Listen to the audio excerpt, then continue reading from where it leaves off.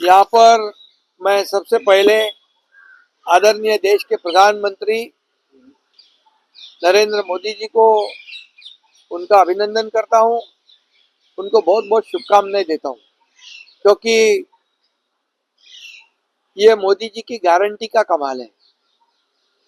क्योंकि उन्होंने जो गारंटी दी उस पर लोगों ने विश्वास रखा और विश्वास के बलबूते पर इतनी बड़ी जीत हासिल हुई है। अभी कई लोग आश्वासन देते हैं इंडिया अलायंस, लेकिन आश्वासन को निभाते नहीं, और इसलिए ये दिल्ली हमारे देश की राजधानी है। वहां पर Bharatiya Janata party NDA alliance को जीत मिली है 27 साल के बाद।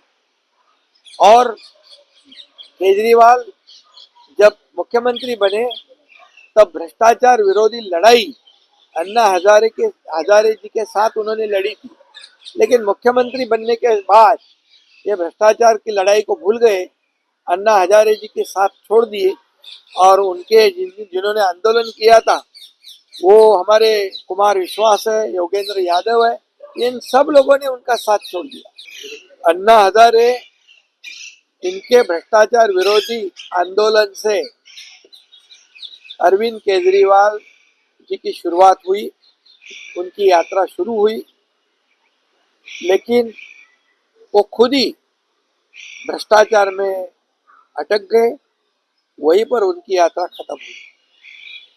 और इसलिए दिल्ली के मतदाताओं ने मोदी जी को अपना नेता माना है। देश को आगे बढ़ाने वाला नेता का कैसा हो तो मोदी जैसा हो, और उन पर उन्होंने विश्वास जताया है। इसलिए 27 साल के बाद यहाँ पर भारतीय जनता पार्टी की सरकार आई है। अभी वहाँ विकास होगा, डबल इंजन की सरकार काम करेगी, और जो दिल्ली की हालत हुई है वो हालत बदलेगी, दिल्ली बदलेगी। और दिल्ली ये हमारे देश की राजधानी है, और लोग चाहते हैं वहाँ पर विकास, डेवलपमेंट, योजना, और वो देने का काम भारतीय जनता पार्टी करेगी मोदी जी के नेतृत्व में। और इसलिए जो भी नेता है वहाँ पर गृह मंत्री होंगे, नड्डा जी होंगे, उनके सभी टीम, सभी जिन्होंने इस चुनाव में काम किया, ये सब लोग अभिनंदन के पात्र हैं। और इसलिए मैं इतना ही कहूँगा कि कांग्रेस और आप पार्टी, इन्होंने अभी भी फेक नैरेटिव फैलाया, संविधान की बात की, लोकशाही नहीं रही इसकी बात की, मतदान ईवीएम इसके ऊपर भी आरोप लगाए, लेकिन जनता ने उनको उनकी जगह दिखा दी। कांग्रेस की तो बहुत बुरी हालत हो गई है। कांग्रेस 3 बार चुनाव लड़ी और तीनों बार उनको कितने सीट मिले? 0। मराठी में कहावत है भोपड़ा, तो उनका प्रवास जो है 0 से 0 तक शुरू है।